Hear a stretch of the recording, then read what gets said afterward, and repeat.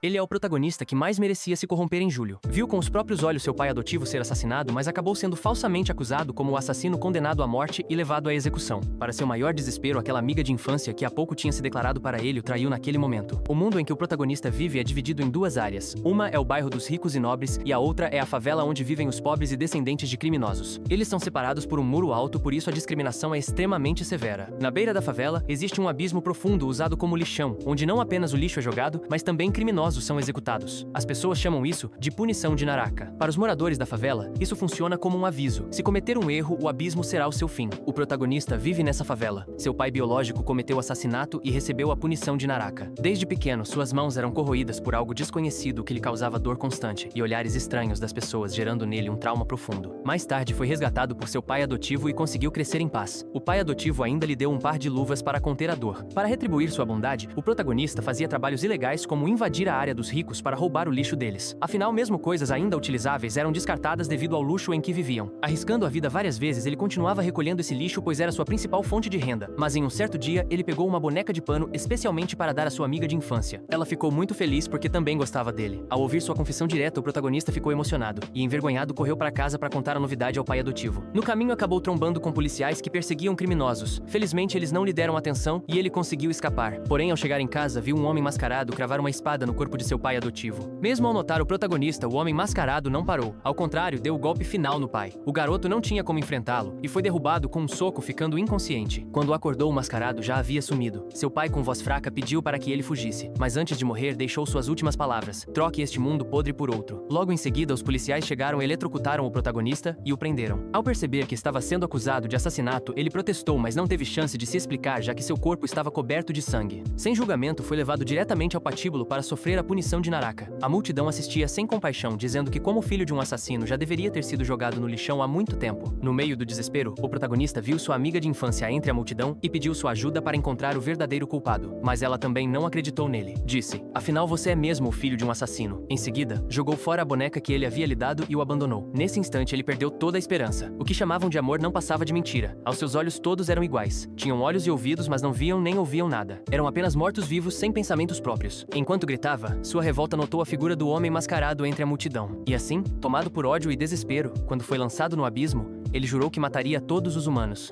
Como se os deuses tivessem ouvido seu clamor, ao cair no abismo ele não morreu. Ao despertar, estava deitado ileso sobre uma montanha de lixo cercado por entulhos sem fim. Antes que pudesse entender a situação, um monte de lixo ao lado começou a tremer violentamente. Várias criaturas gigantes surgiram ao seu redor. Sem forças para lutar, ele só pôde fugir instintivamente. Mas não demorou até que uma daquelas feras bloqueasse seu caminho. Foi então que ele percebeu: aqueles monstros eram formados por lixo. No meio da luta, ao quase ser devorado, um crânio humano apareceu diante dele. Muitos já haviam morrido ali. O medo e a raiva encheram seu peito. Mas justo quando pensou que morreria antes mesmo de começar sua vingança, a montanha de lixo desabou, liberando poeira tóxica que o sufocava. Desesperado, tentou segurar a respiração, mas não havia saída. Tossiu sangue, atraindo novamente os monstros. No limite, lembrou da morte cruel do pai adotivo. O ódio e a vontade de não cair ali despertaram algo dentro dele. Pegou um cano de ferro e se levantou novamente. Quando o monstro investiu contra ele, ele reuniu toda a sua força e acertou uma pancada certeira, tão forte que chegou a erguer a criatura por alguns instantes. Foi nesse momento que uma figura misteriosa, usando máscara de gás, observava tudo atentamente. Ele parecia interessado no poder do protagonista. Mesmo debilitado, o garoto atacou cravando ferro no pescoço do monstro, mas era inútil. Logo foi arremessado para longe. Ainda assim, não desistiu. Pegou um semáforo e o lançou de volta, conseguindo arrancar um dos braços da criatura. Mas a respiração pesada o fez cuspir mais sangue. E esse sangue, ao cair sobre seu par de luvas, causou uma estranha reação.